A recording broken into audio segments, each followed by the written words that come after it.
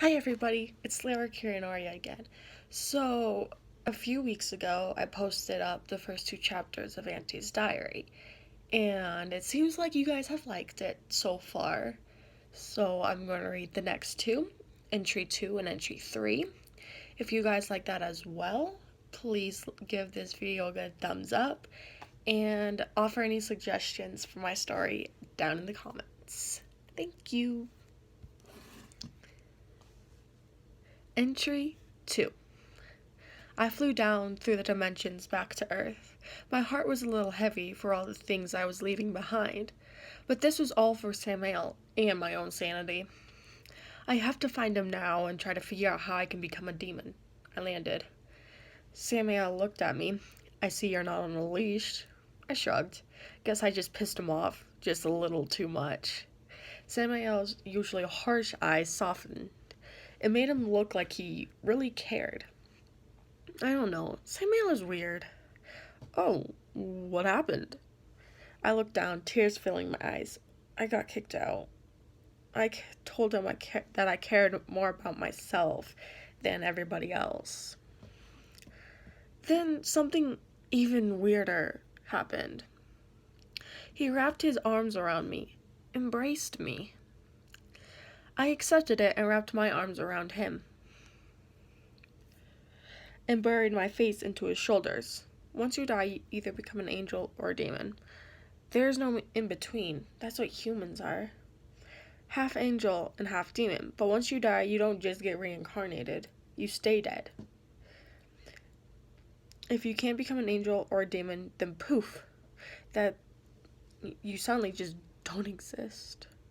That's why so many humans fear for death. They know without knowing how they know that. I knew that I just had to become a demon, not because I wanted to be one, but because otherwise I wouldn't exist. Samael rubbed my back and tried to soothe me. It's okay, Calaziel. I will teach you the ways of the demon. Trust me, we get to have way more fun than angels. Plus, we get to wreck things. Who doesn't like wrecking things? I chuckled a little at that. I lifted my head off his shoulder. Wiping my eyes, I told him, thanks for trying to cheer me up, but I don't want to be seen as evil. Samael shook his head. You'll get used to it.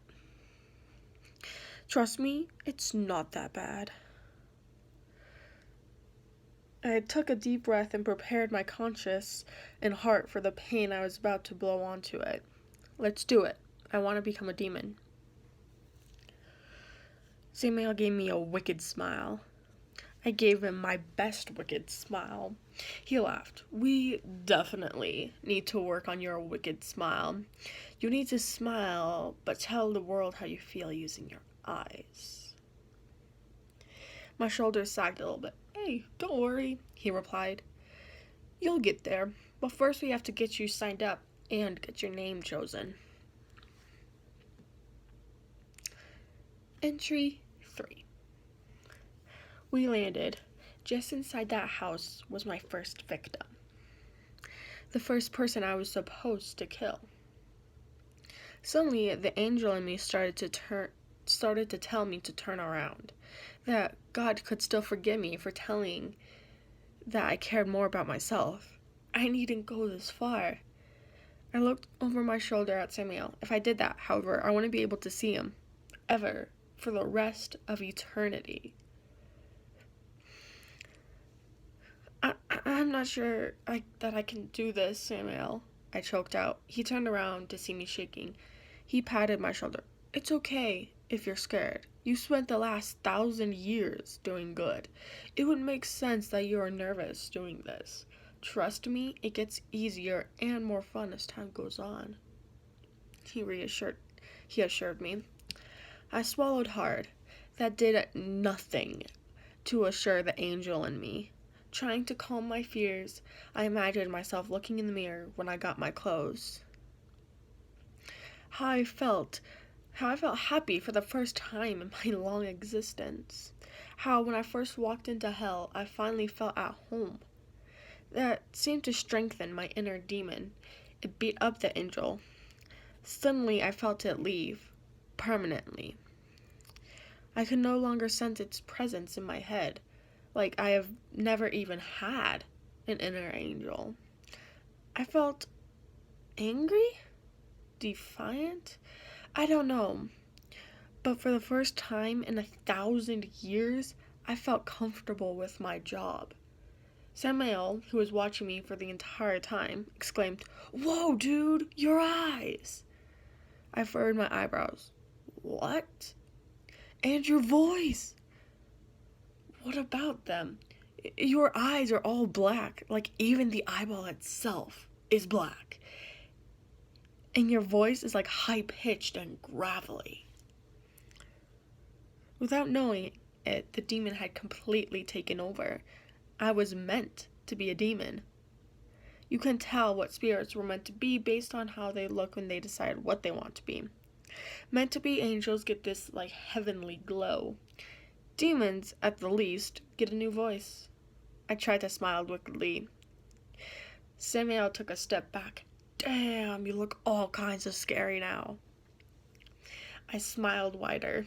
If I could scare the Prince of Darkness, then I could scare anyone. "Let's go fuck this person up." Samuel stood in front of me. "Chill, bro. First we gotta figure out her weaknesses, her fears. Then we can play on those fears." I let out a disappointed sigh. I really wanted to fuck her up right then and there. "I know you want to go play the demon, but giving people visions requires you to be patient. We have to spend days and nights playing on a person's fears." "You know her name?" "No, but we don't need it. Sometimes a person is so weak that they will kill themselves just by having their nightmares come to life. Plus, if we do need her name, by that time, we will already know it." "Okay, what else do I need to know?" "If this girl has already attempted suicide or homicide, she will most definitely be under the watchful eye of God. If that is the case, A, there'll be a guardian angel scouting around to make sure demons like ourselves don't try to infect her mind again. And B, we need to get the fuck out of Dodge. We don't want to be zapped by him. Lucifer would not like that." I glanced around. It doesn't look like they have a guardian angel, so this should be pretty easy. I grinned maliciously at Samuel. I can either play on her fears to make her kill herself, or others. Whichever. "So, you want to help commit a homicide or a suicide?" Samuel shrugged. "I think they're both easy, but I haven't made someone commit suicide in forever." I nodded. "So what? Torture?" Samuel shook his head. "That's only if you are possessing the person. What we do is give them visions of what they fear the most. If it's clowns, we make the visions have clowns torturing them and things like that until they go insane. It's quite easy." "So, what, we just get in their head and start showing them these visions?" "No. It's better if you wait until they are sleeping at first, then after a week or two progress to showing them during the day.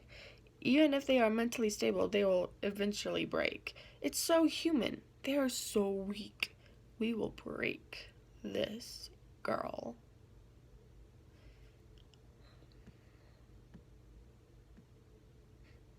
Okay, so that was the next two chapters. I'm excited to say the next chapter is the one I'm really proud of.